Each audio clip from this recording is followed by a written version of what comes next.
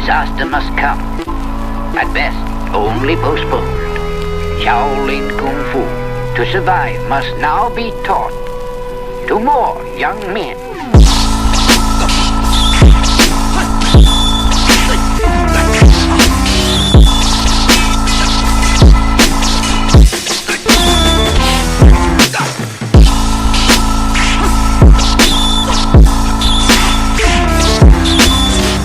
Welcome once again to another episode of Fists, Kicks, and Flicks, the podcast about martial arts, movies, and life. I'm one of your hosts, Eugene Plowden, and with me as always is my podcast partner, Mike Gibbs. What's up, Mike? What's going on, Gene? How are you? I'm good. How you doing? Good. Okay, listen up. If this is your first time with us, I want you to know we are members of the Martial Arts Inner Network. On Mondays, you can get Raw with Mimi and Lump. Tuesdays, CTE with Chris and Travis Experience, Wednesdays is us, Fists, Kicks, and Flicks with Eugene and Mike. And Thursdays, you can get the Inside Scoop with Alex and Jeff. If you need more information, you can check us out at martialartsnetwork.com, Facebook, Instagram, and YouTube. All right, Mike. Part two, Bloodsport. So you said you're not drinking on nothing tonight, huh? Not tonight. I just counted my bottles. I'm down. I'm only at 63 bottles of bourbon. I got to get back up to 64. So you down one? What you down one bottle, man? Yeah, so that stops you from drinking tonight. What's going on? Man, I don't know. I don't want to go down too. I don't know how long this home confinement's gonna last, man. Dude, you said you got 63 more bottles to go. 63. That's just bourbon, and then that's have okay, probably about 25 bottles of wine. Dude, you got some issues or something? You need to talk about something, our producer, man, hold on. He's from Georgia. Let me put this right here. He can appreciate this being from Georgia.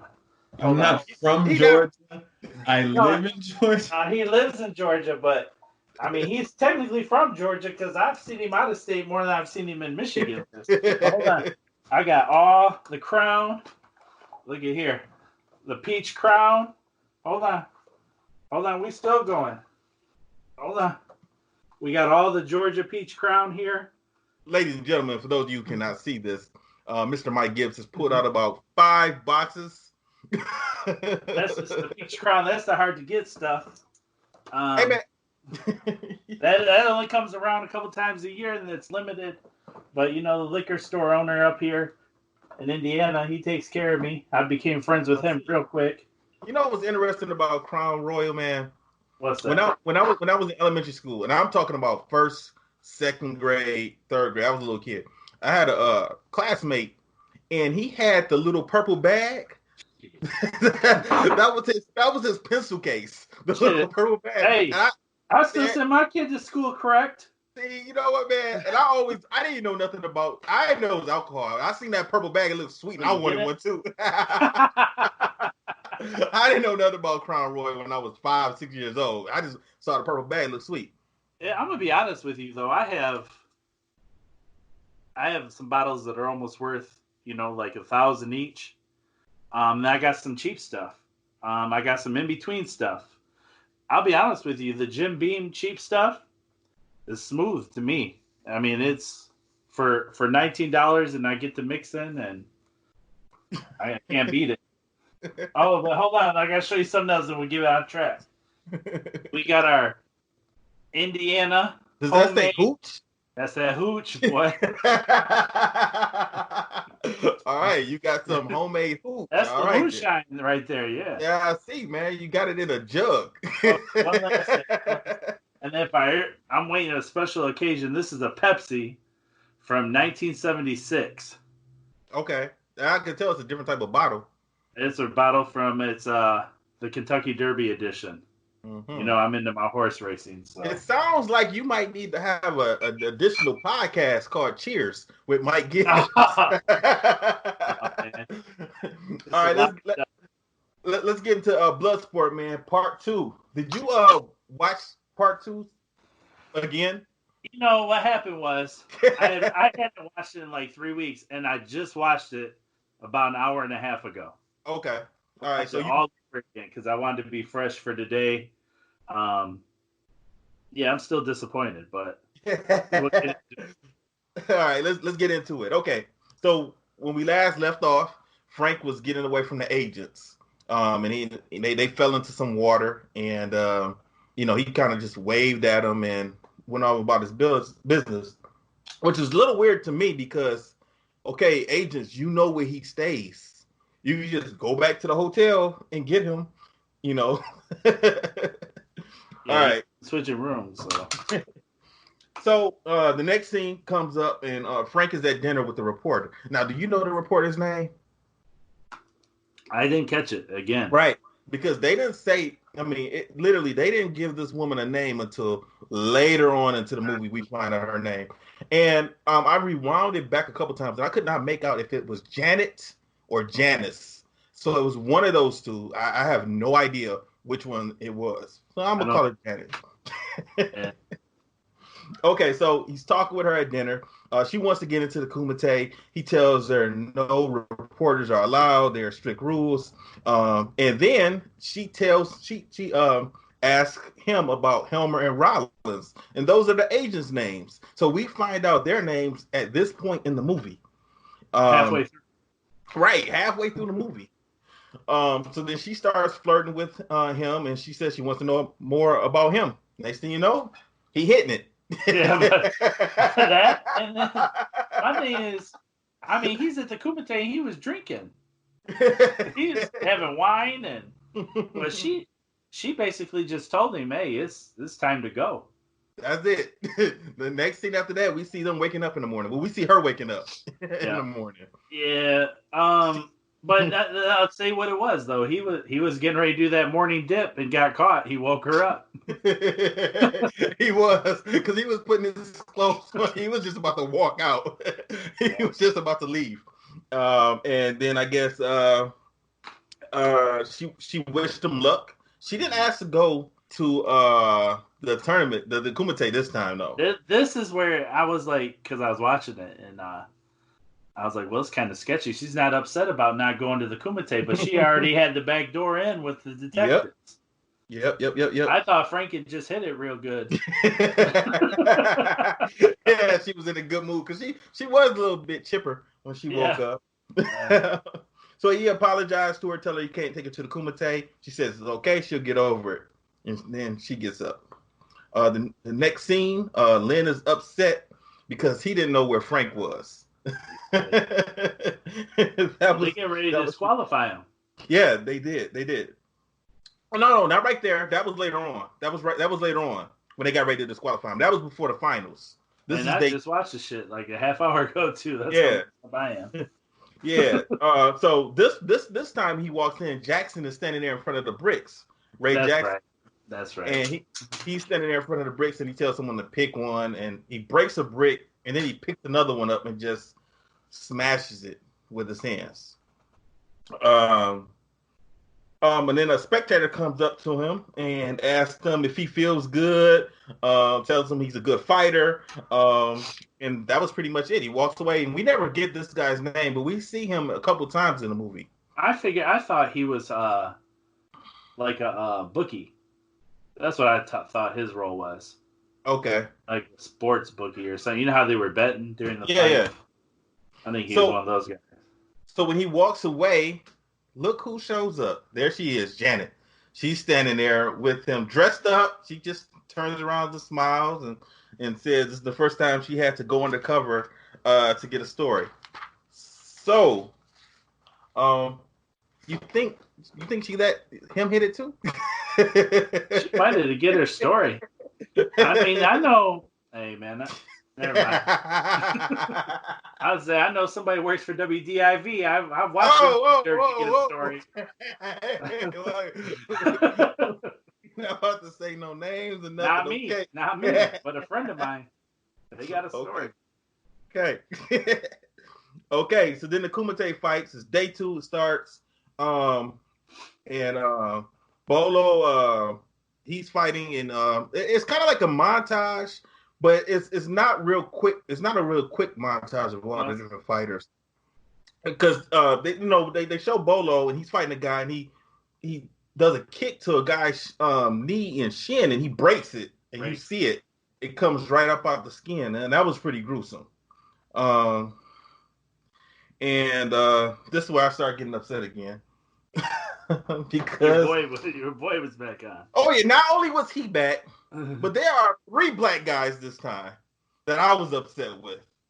Okay. There's one black guy, I don't know who he was fighting because it was just a character. And, he gets, you know what? That was Bolo.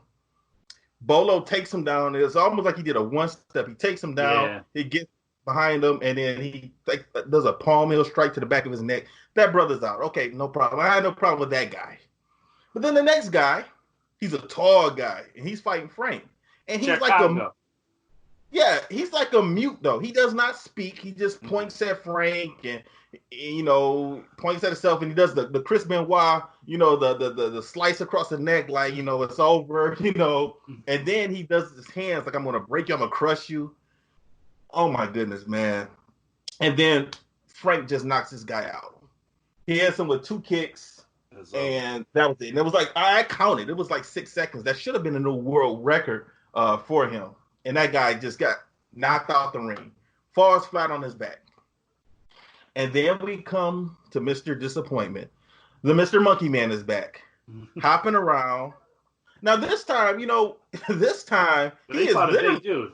He's literally acting like a monkey. Did you see that? Like, he was he took his hands and was like wiping his hands across his face and head, and he was shaking his style. Oh, bullshit. That's some bullshit. Man, that's a style, man. Okay, Mike. Have you ever fought anybody that would break out and did that in a tournament? Any of them. I don't care if somebody did the flamingo, if they turned into a pelican, if they did a tiger style, any animal martial artist. Have you ever fought anybody like that? Not on the ground like that, but I fought a kung fu guy. He fought like couple years, like in the early mid-90s, and I just remember he wore a blue kung fu outfit, but he was flailing and jumping real low, and it was crazy. Yeah, I used to fight a lot of those. I don't know why, but I always fought kung fu person first or second. Ski will tell you that. But still, man, this guy was making a fool out of himself, man. I hope he got paid well to do that because he looked like an asshole. He really did. Like, can you imagine if he was able to go coming back to his family and his friends, like what they said? Oh man, I couldn't. But he was an underdog to me. Did you see how small he was? Yeah, he fought that big guy, looked like Dave Frame. And then he ended up getting his back broken. He got his back broken, and that was it. And then they go into the next montage of fights, which was a little weird to me because the only people they really highlighted in this montage was Frank and Chung Lee. That was it. That's all they were showing. Did you catch? Now, to me, the best fight scene was during this time. It was the 2 kung fu guys fought. Mm-hmm. 2. They didn't say their names, nothing. But to me, that was the best fight. Actually, it was a lot of the choreography in this fight. Did not. I mean, the fighting scenes did not look too bad to me. It wasn't. It was most definitely not Fearless Tiger. Fearless Tiger had me killing this. One for Fearless Tiger. So, Mike, for those of you who don't know, Mike decided to take a little swig. That's my second one. We got to the fights. Okay, so then they go through the montage. Pretty much. What's weird to me was they didn't show Ray Jackson going into day 2 up until his fight with Chung Lee, right? And then Ray and Chung Lee fight, and that was pretty goofy, man. Ray hit him a couple times, and then Ray came out cold. Ray came out, and then he started jumping around like he won. That was it. He was jumping around. His arms were up. He was looking at the fans, and they were cheering. And, Chun Li is on the ground, and he gets up. And then he gets up, and he just beats the hell out of Ray. He literally... That reminded me of a sport karate moment. I forget where we were at one time, and Cameron Dawson was fighting. Not too long ago, a couple years ago, maybe. Okay. Somebody scored the first point on him, and he beat the shit out this guy. Oh, shit, it was bad. I don't You even know, know who it was. also, before Ray went up to the fight, Frank told him, he said, go to the body, go to the stomach. He's weak in the stomach because he had been paying attention Yeah. to some of his other fights. And watch his right leg. You're right, and stay away from his right leg. That's right. Yep, stay away from his right leg. He didn't believe him. He just said, what did he say? Something like, "What are you, my mother," or something? What did he say? Something like that. Something to that effect. Oh, this is what did he say? This is where the men meet the boys or something. I don't know what he said. He said something corny. Well, he paid for it. Oh, yeah. Because not only did he get beat up, he got knocked out. Chung Lee stomped him in the face and knocked him out. Stomped the hell out of him. Then he took his head band off his head. He had his arms up in the air, and he was celebrating. Frank runs to the edge of the corner of the. Well, actually, when the fight was going on, Frank ran to the edge of the runway and wanted to get into the ring. He wanted to stop the fight because he saw that Ray was about to seriously get hurt, but it was too late. After the fight, he jumps in the ring, and him and Chung Lee exchange looks at each other, and that was pretty much it. Day 2. Oh yeah, he took the bandana off. Yeah, and held it. Yep. Yeah, it's kind of like teased him with Ray's bandana, his Harley bandana. Right.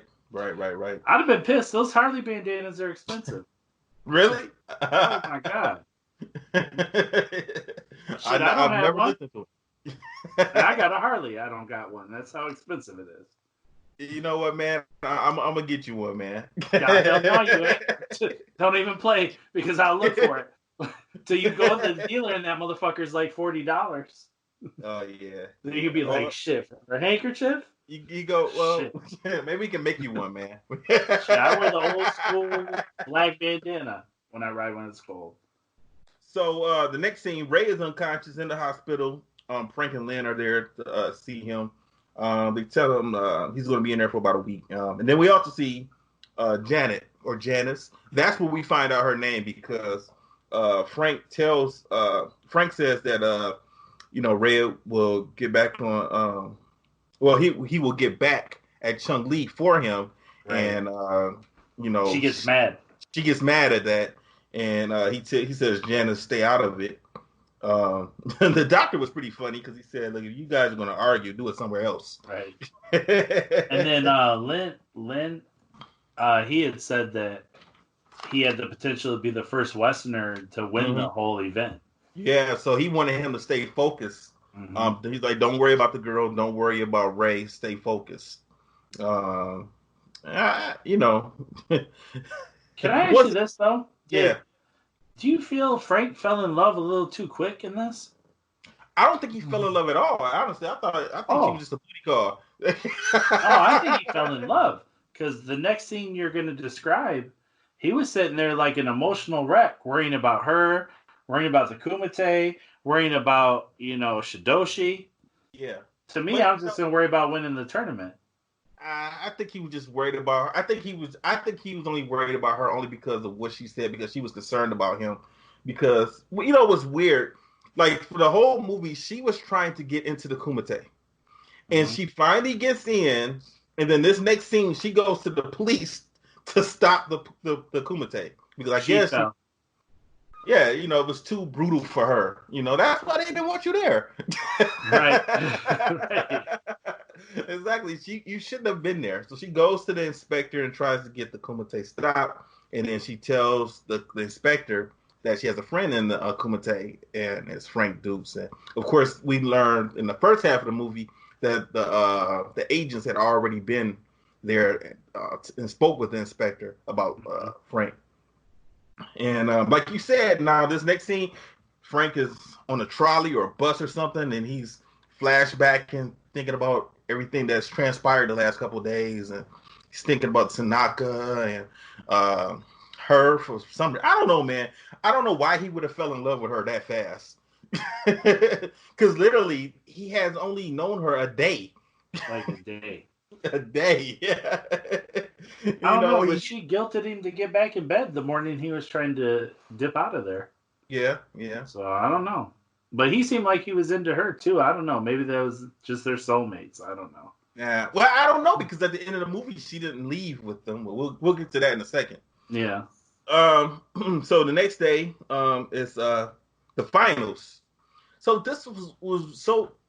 Let me get to this part. So we see Frank walking down that long hallway again, and in the distance we see the agents. The agents they're already there. They're waiting for him, and the inspector, and they want him to return. And I'm thinking like, okay, look, this is the finals. This is the last day. Just let the man fight. Right? Like, why are you trying to stop him from? He already fought 2 days. I think. Yeah, they were just trying to bring him home so he don't get killed. Maybe I was thinking about this. Maybe he was like a Green Beret or something, or a special. Who knows? Yeah. So he's walking down this long hallway, and there are like doorways and passages, and the Hong Kong police officers are coming out, and he's just knocking them out one at a time, picking them off one at a time as he's getting closer to the inspector and the agents. And when he finally gets down there, they're telling him like, it's time to go, and they're going to force him to go. They pull out tasers, and he grabs a garbage can lid. Was that a garbage can lid that he grabbed? Yeah, because they shot the thing. They shot the tasers at him, and it bounced off the garbage can lid, and it hit 2 other police officers. So this man has literally beat up a couple of police officers walking down the hall. Mm-hmm. And now he just caused 2 other police officers to be tased. He should have went to jail right then and there for assaulting police officers. Right. He was maybe thinking he was going to die anyways fighting Kung Lee. Okay. Well, no, he wasn't even into Kung Lee yet. So no, because there's this semis. Yeah, so this is semis. So this was what was weird. They should have highlighted the other 2 competitors in the Kumite. Yeah. So we could have been looking forward to see who was going to fight who. But they did no build up for these other 2 fighters. No, I just knew him as like the guy that Frank fought was the Muay Thai guy, and I didn't know his name was Paco until they flipped the board at the end. Yeah, exactly. I saw that too. I wrote that down too. And this is the part where you were talking about where they were getting ready to disqualify Frank because he wasn't there yet. The judges weren't going to wait. And then we see that guy again that you call the bookie. Mm-hmm. And he was going to give the judges money so they can wait a little bit longer to give Frank enough time to get there, Did you see him take the money back? He took it right back. He took it right back. When Frank walked in, he took that money right back real smooth. Right. That was pretty funny. And then we get to the Kumite. The fight starts. Frank is first, and he fights Paco. Mm-hmm. And that was a pretty good fight. Yeah, it was. Frank hit him with that elbow strike and shook him right off at the beginning. Mm-hmm. Mm-hmm. So that was pretty cool. And then Chung Lee fights, and he knocks his guy out. And not only did he knock him out, he broke his neck and killed him. It seemed like it was unexpected for the judges because they all stood up and they turned their back, and Chung Lee kind of looked like what's the problem? Right. I think because he was already done. Like he was laying there kind of already knocked out. Mm-hmm. So that should have been a disqualification. Kumite. But yeah, he kills him. Then he walks over. Chung Lee walks over to Frank and says, "You're next." So then we get to the final match. This is it. Do you think? Let me ask you something. Do you think at any point Kung Lee was intimidated by Frank? I don't think so. He was like kind of, engaging with him, verbally. I don't know. I think the only thing was Frank had beat his world record because he mentioned that. He was pissed about that. That's right. He was pissed about that. Other than that, and of course Frank was impressive in his fights, but I don't think he was intimidated by him. It didn't look like it. Yeah, you're right. Plus okay, his ego. Huh? He had been the defending champion. Yeah, you're right. He probably wasn't. No. And then he's a Westerner. He's like, whatever. Yeah, not my city. Right. So then the final match, and here we see the runway, and it lifts up on each side.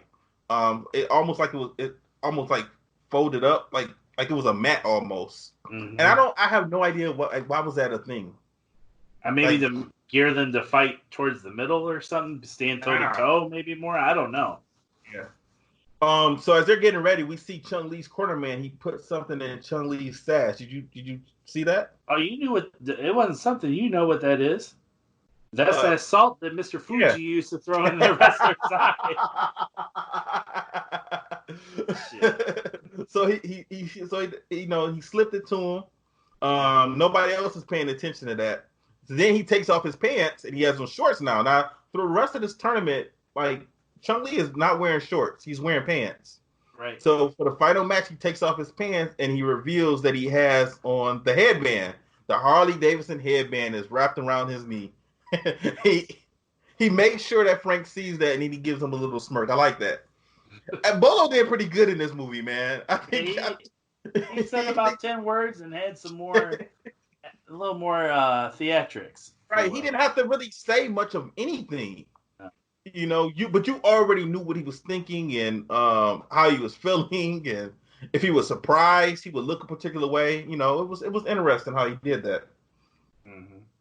So he even went over to Frank and said, when he got in when they both got on the platform, he said, "You break my record, now I break you like I broke your friend." So then they started fighting. And I didn't really like this fight compared to the other fights. Me either. Yeah, the choreography on this it looked too stagey. It didn't look. It just didn't look. It just didn't look right. It looked like one jump kicks and all that. Yeah. Yeah. So they're fighting, and eventually Frank is getting the best of Chun-Li. That's when Chun-Li decides to pull the power out. But it was like a peel, and he smashed it up, and then he threw it into Frank's eyes, and it started to blind him. So now he's fighting and can't see. Mm-hmm. And Chun-Li starts to beat him down. He did. They resorted back to that training, though. That Yoshi gave him in the beginning. But I was watching Chun-Li, I was thinking like, okay, he's starting to bring out his inner Ray Jackson, because he was jumping around and he had his hands up, but the difference was he would go back and hit Frank while Frank was still on the ground. Yeah. So he wasn't really giving him a chance to recuperate. And then, like you said, he remembered the training from Tanaka, and he was able to fight without being able to see, pretty much.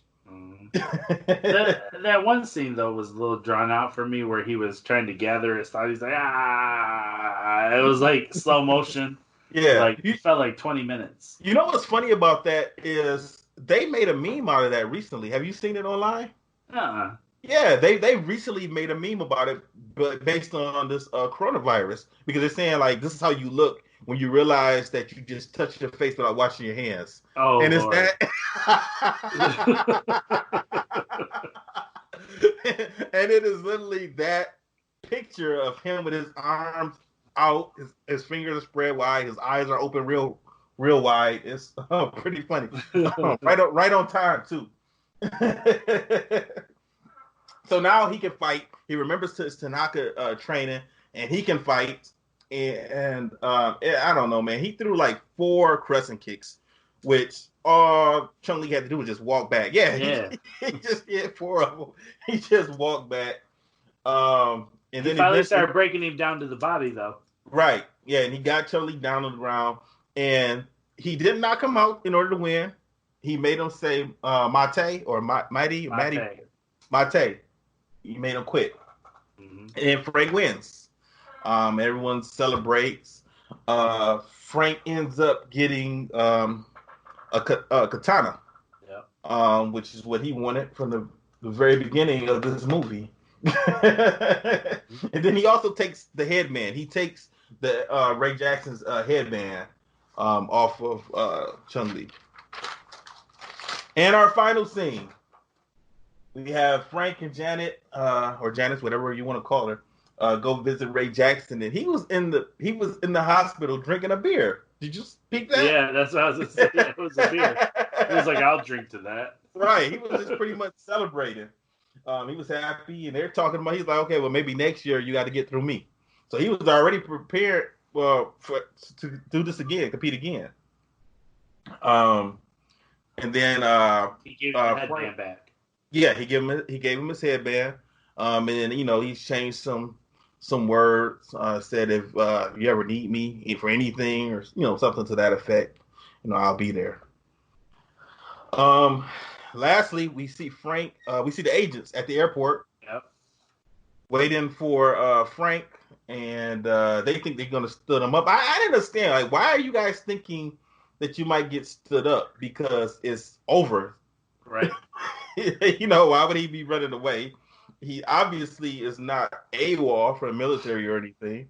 But then, he says, "Hey guys," or something to that effect. He's already on the plane waiting for them. Yeah. They get on the plane. They exchange words. He said the agent told him he's glad he's on their side. Right. And then that's it. Janice comes to the airport. She doesn't get on the plane. She's just standing there looking at him and gave some acknowledgement, putting her hand in her fist, and that was it. So that's the end of the movie. So you know what? At that point, I got a screenshot of what they said. Okay, it says, let me pull this up. From 1975 to 1980, Frank W. Dukes fought 329 matches. He retired undefeated as the world heavyweight full contact Kumite champion. Mr. Dukes still holds 4 world records. Fastest knockout, 3.2 seconds. Fastest punch with a knockout, 0.12 seconds. Fastest kick with a knockout, 72 miles per hour. Did somebody have a speed gun there that was able to capture that? Like, that's ridiculous. Like, how do you know this? Okay. Most consecutive knockouts in a single tournament, 56. Okay, buddy. Then it says, subsequently, Mr. Dukes founded the first American ninjutsu system, the Dukes Ryu. And that was the end of the movie, man. So I did a little more than that. I found this dude's Facebook page. Whoa, he has a Facebook page? He has a Facebook page, man. Okay, give it to me. So I went on it, and there's, because I have over 1,000 friends, and the majority of them are martial arts acquaintances. Right. Not true friends. And there was 18 mutual friends. And to me, there was one real martial artist, or 2 martial artists, I would say. Some movie star martial artists, and then some fraudulent people that I know are fraudulent following this guy. I was like, oh, Lord. But, he's got quite the following, but it was neat because it's not private. So you can go on his photos, and there's pictures of him in the cast of Bloodsport. Okay. Like with some of the fighters, but never with Van Damme. I didn't see any with Van Damme, but, I just think it's fraud. Come on, dude. What do you say? 50 some on. And who was the heavyweight kickboxing champion from 75 to 80? Wasn't it Joe Louis? I have no idea, man. Howard Jackson might have been a middleweight. I don't know, but I went through some of my old karate. I have almost every issue of Karate Illustrated, official karate magazine, and Black Belt, and I went through. And I didn't see his name in anything except for like some articles late after Bloodsport was made. But that's because he fought in the underground kumites. He wasn't. Somebody has footage of it. If it's real, I want to see footage. I don't think any of it is real. My opinion. I don't think any of it. Just think about your body. There has to be contact fight. Just imagine, like in the 70s. Like, no gear, kumite, and you don't know what the rules. Let's just say the rules are real for the movie. No way you're having, what do you say, 59 knockouts in one night? 56. Man, come on, man. You're not. Wow. Think about that. Well, you know what? If the tournament is like how it is in the movie, the kumite, So that is literally almost 20 fights a day. If it's breaking out to 3 days, that's almost 20 fights a day. That's not possible. That's not possible. It's not possible at all. That's ridiculous. Mm-mm. And there would have to be somebody from China or Hong Kong would have been there. Multiple people should have witnessed this. And it's Hong Kong. It's like Amsterdam. There's going to be footage of it. There's going to be pictures. There's going to be something. Yeah, something. Even the agents. Like, okay, so who are these agents? What about the Ray Jackson character? What about the reporter? Any of these people who come out and say, like, I'm calling bullshit. It didn't go like that. I don't know. Let me ask you this. Do you think this movie is the seed that eventually became the UFC, which eventually became MMA? No, because I don't think the Gracies watched Bloodsport. I don't know if they watched, I don't know if they did or they didn't, but this came out in '88 and the UFC started in '92. Well, I just, just from what I've read in the documentaries and stuff, they just wanted to test their style and prove it was, the better style. I mean, I don't know. Maybe they thought a full contact arena is the way to do it. I mean, I don't know. Maybe.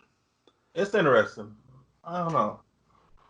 Well, anyway, that's Bloodsport. So now, when we first did the first movie, when we first did Fearless Tiger, you said that, and I told you, I just saw Bloodsport not long ago, and I didn't think that much. I didn't really think too much of it. And you was like, that's your favorite movie because you hadn't seen it.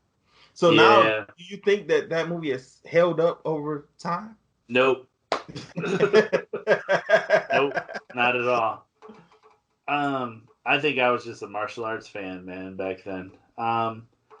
What I give Fearless Tiger? I said a 2 on the B level movie. Mm-hmm. This has Forrest Whitaker, so it's A. The budget was a little bit more. Yeah. Has Van Damme. Mm-hmm. I don't know. I give it like a 2 on an A. Yeah. In the martial arts category. Mm-hmm. Yeah. Oh, I know what I was going to tell you, Eugene. So one of the pictures is his like credentials he shows on his Facebook for Hollywood. And he must have worked Revenge of the Ninja. Because on the movie it says Revenge of the Ninja, this Frank Dukes guy, but he spells ninja N-I-J-A. N-I-N-J-A instead of N-I-N-J-A. G-A. He uses a G instead of a J. Now your style is ninjutsu, and you can't spell ninja. I don't know, man. There's a lot of interesting people in martial arts. Yeah. Crazy. Okay. Well, that's the end of Bloodsport. So, what's our next movie that we're gonna watch? I don't know. I picked Bloodsport. It's your turn. I'll leave that one up to you. Let's do Kickboxer. Oh, okay. Let's do Kickboxer. I think that's gonna be interesting. That's another Van Damme movie, isn't it? Is it? Yeah. Is it Kick? I think yeah. Yep. Okay. All right. So we're gonna go with Kickboxer next week. Okay. So I'm gonna tell you what I'm gonna do though. I'm gonna watch because I didn't know this. There's Bloodsport 2 and Bloodsport 3. Yeah, I knew there was Bloodsport 2. I did not. I've seen it, and you're going to be disappointed. You are going to be disappointed, and literally, like I haven't seen this in years, but you're going to be disappointed in the first 2 minutes when you turn it on. Oh, really? The first 2 minutes were ridiculous, and the first 2 minutes, Frank Dukes obviously could not have anything to do with it. He couldn't have. Oh, you got me intrigued. I'm gonna have to watch it. Yeah.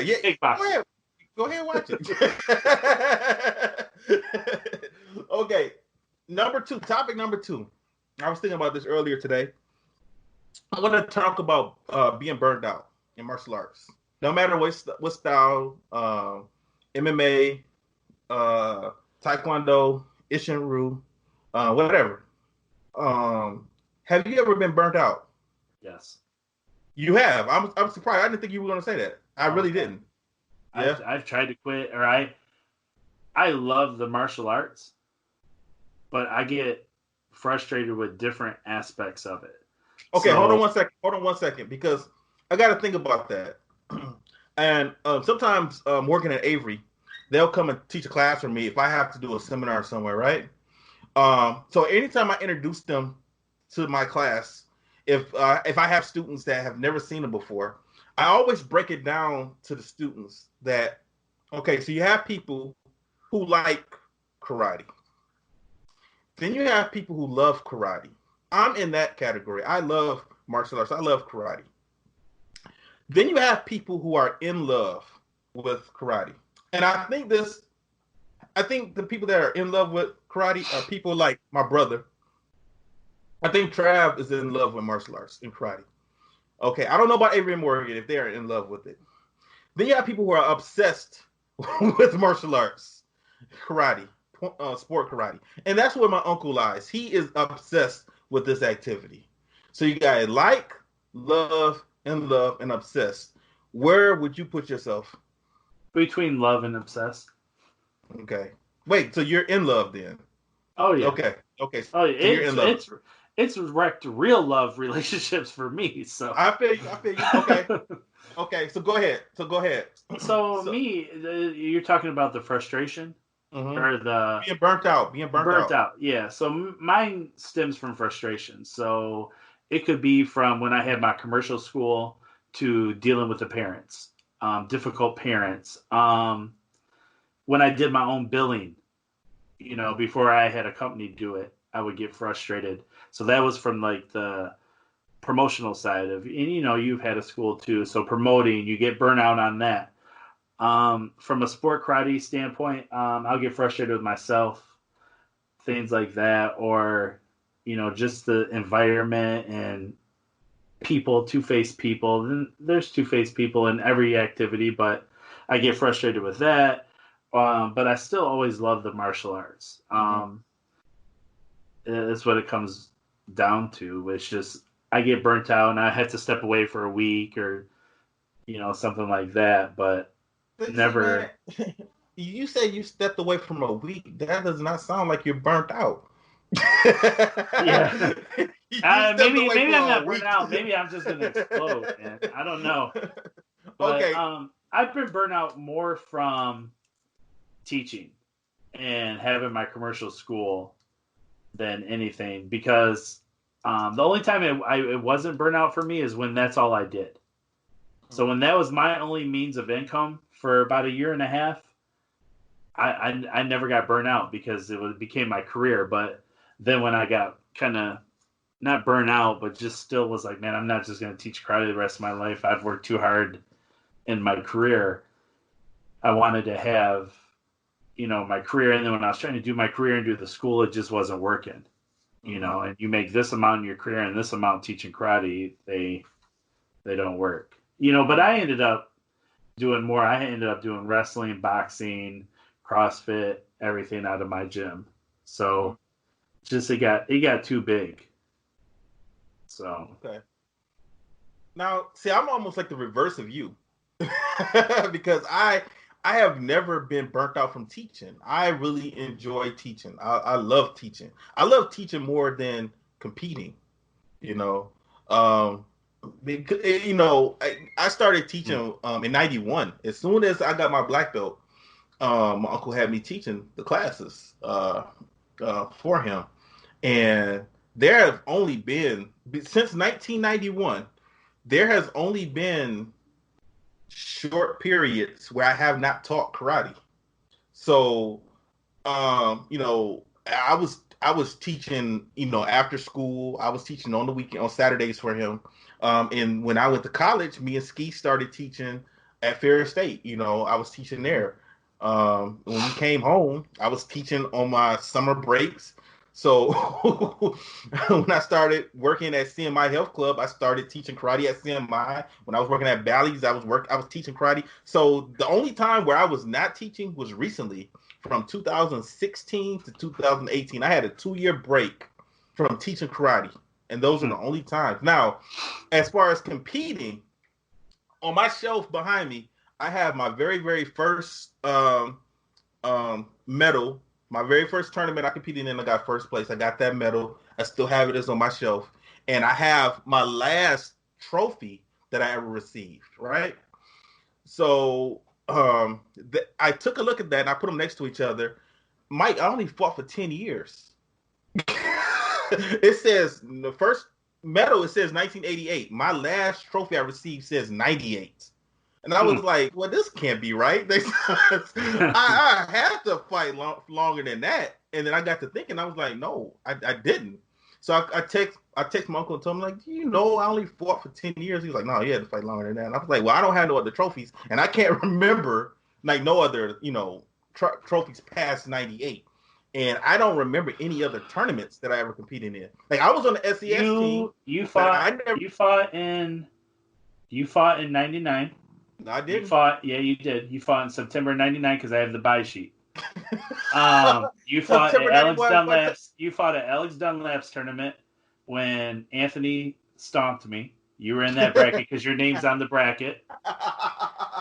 Mike.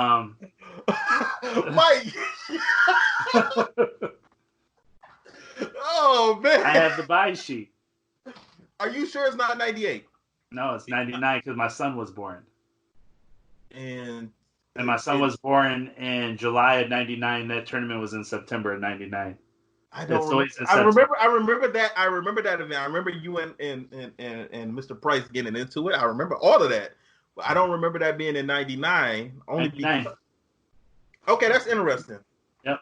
I'm really surprised because the reason I said that is because in 99, I was on the SES team and I didn't compete in the tournament, right? I did not like driving that drive from Fair State back home to Detroit, that 3 hours. I did not like doing that. You know, Ski didn't have a problem with it. He liked doing it. So we got back to school. We had just came off of winter break. And we got back to school and what's my man's name? Canada. My man that was in Fearless Tiger. McVicker. McVicker. His tournament came up.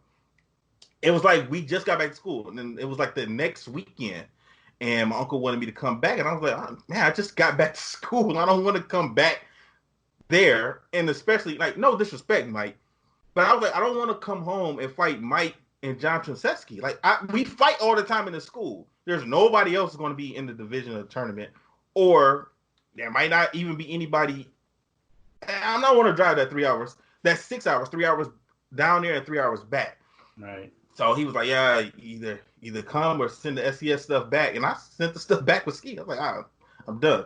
But the reason why I brought that up is because I was burnt out from competing. I didn't want to compete no more. And I had just, like, one of my major passions was doing music. And I had just met up with some guys up school, and we were starting a record label together. So I really, really wanted to focus on that at that particular time. And I just... You can't do both things. Like, you can't and do music or anything like that. And I'm the type of person that don't like to lose. I don't like losing. And you have in the level where we were at that time, you had to step your game up. You could not just train 3 times a week. You have to train 5 times a week. And I had Ski there with me, you know, and, you know, me and Ski, we trained together. We went and worked out together. There were some other martial arts club up at Fair State also, which I stopped going to. We used to train with them, but these guys were literally having conversations with each other while they were sparring. And then they got upset with me and Ski because we were hitting too. They said we were hitting too hard. We're like, we're not hitting hard. You know, we're just practicing. You know, we're doing what we do. And, you know, they pulled us over a couple times and said, hey, calm down. And one guy was like, oh, I don't come here to get beat up. And I'm like, all right, I don't have time for this. I'm not going to keep coming back here working out with you guys. But Ski did. You know, Ski dealt with it, and, you know, he kept doing it. But I was burnt out, man. I didn't want to compete anymore, man. Because you have to do a lot of stuff. You got to do your road work. You just can't do a normal class and think that's going to be good enough in order to compete and win. You got to do other things. That's the thing. Like, I realized later on in life because I was lazy. You know, and now, you know, trying to be serious with it, and it's diet and having to run and you know, and work out on your own. That's the hard part.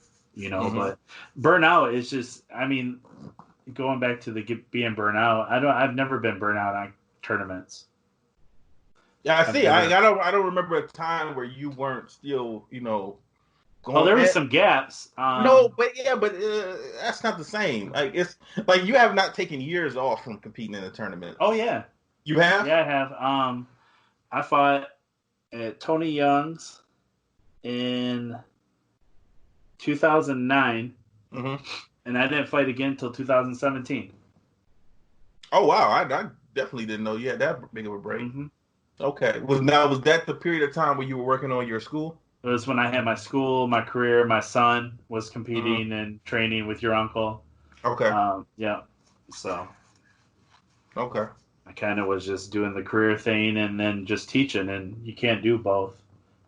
So. I guess it could be difficult. Like I know now, like having students. I mean, man, I don't know. I'm a salesperson. That's my background is sales and marketing, so I enjoy it. Mm-hmm. The grind of hustling. I mean, I got 40 students, and like I just literally before all of this coronavirus hit, I had just hit 40, and I was happy. I'm like, okay, cool. Any minute now, I'm about to send this letter of resignation to my Right. job. I'm about to be done here. Now I don't know. I've gotten some emails, and so I know some of the kids who want to come back. Hopefully, hopefully all of them want to come back. Right.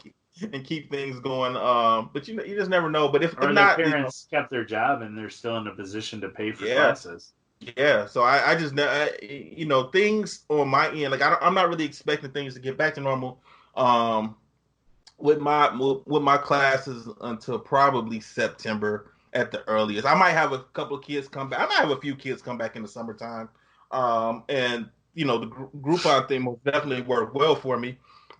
But man, I just hope I can get back. I hope I can get those 40 kids back. Yeah. I was looking at a building also because I'm renting space at a community center right now, and literally right before that week happened, with the coronavirus really blew up. Like I was like about to get a building. Yeah. That was literally almost the wrong time, man. But as far as being burnt out on teaching, man, I've never been burnt out from teaching. Um, I think the only thing that I might have come close to that is I don't know. It's certain students you might not feel like seeing that day. Yeah. you might not want to deal with a particular student.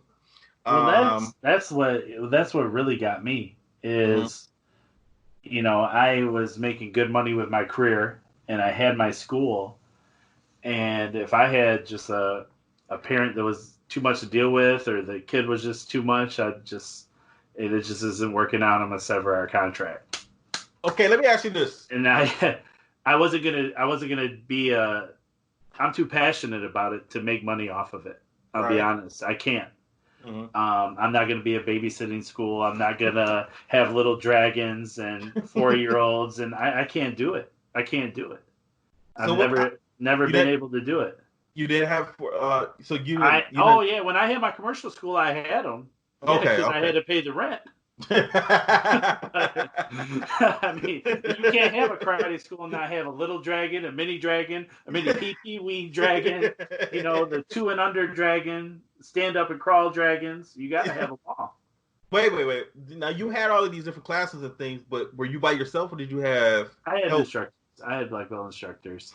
And then I even got into like hosting the birthday parties, and Mhm. little kids would come and I get them all uniforms and they'd never even been in karate, and they would chop the boards and we'd have their birthday cake, and I did parties like that, and I signed up a lot of people doing parties and stuff like that. It was and the word of mouth, because this kid has like 40 kids. Where else can you have 40 kids in a at a birthday party, and they all get these karate outfits, and it's the coolest thing. And then you get 2-3 students out of that the parents would inquire about lessons after the party, and you'd sign them up right there on the spot to your Okay, time.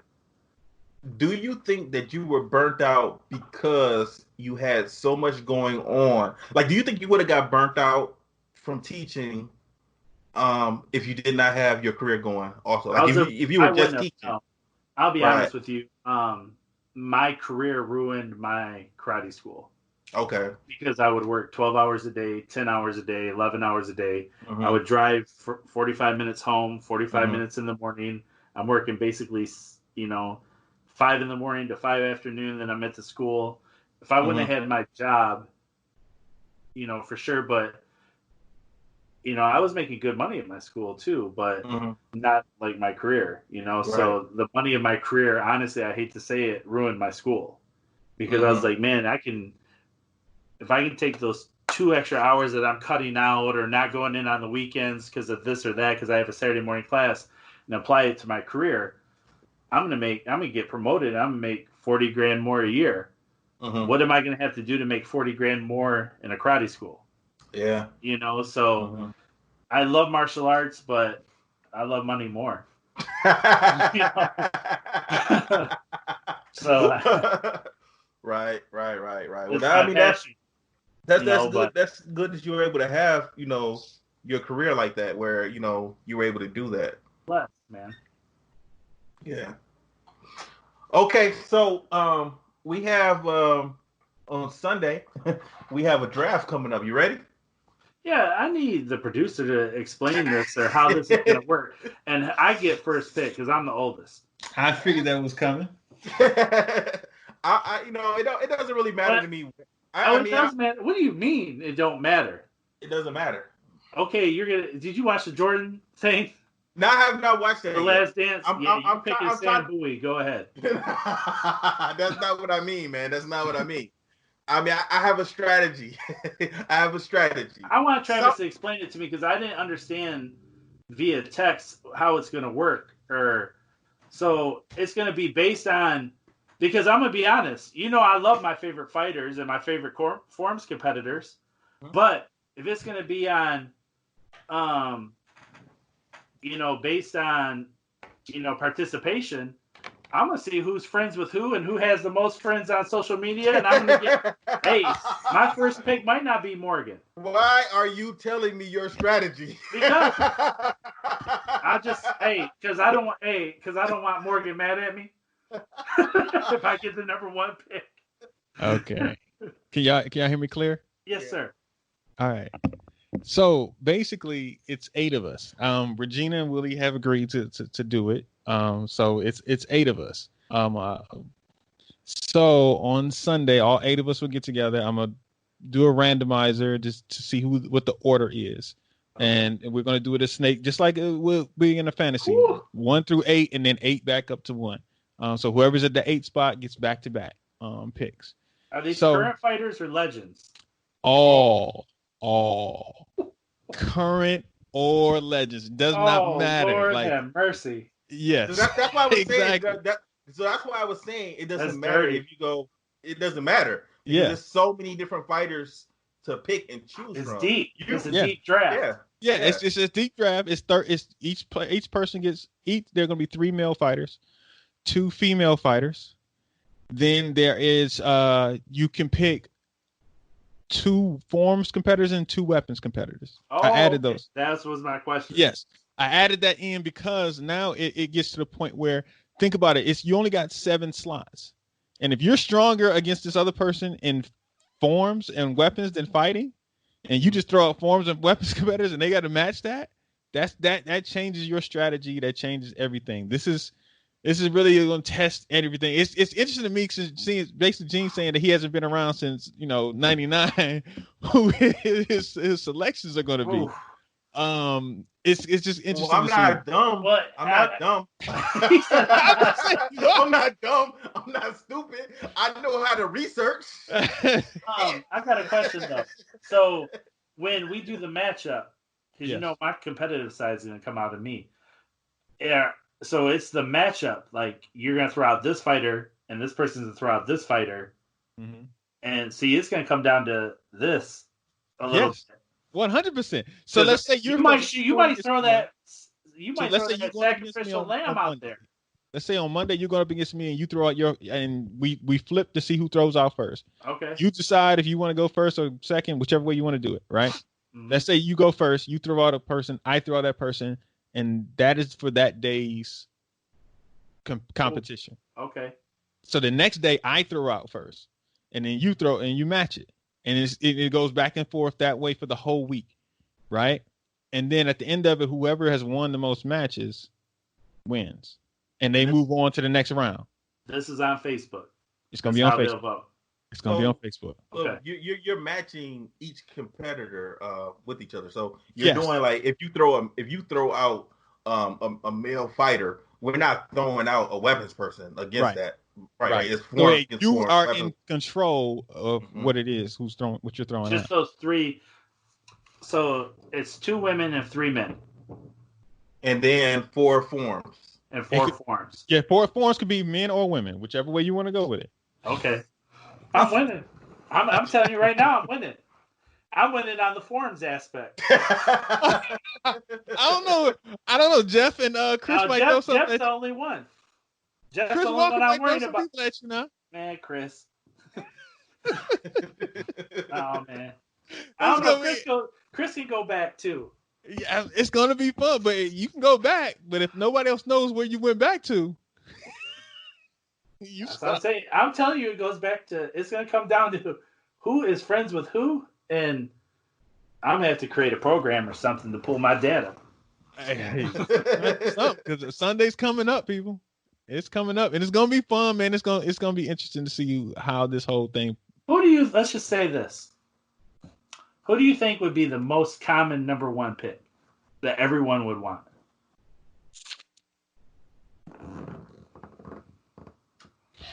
I think it's the wrong person. I do too.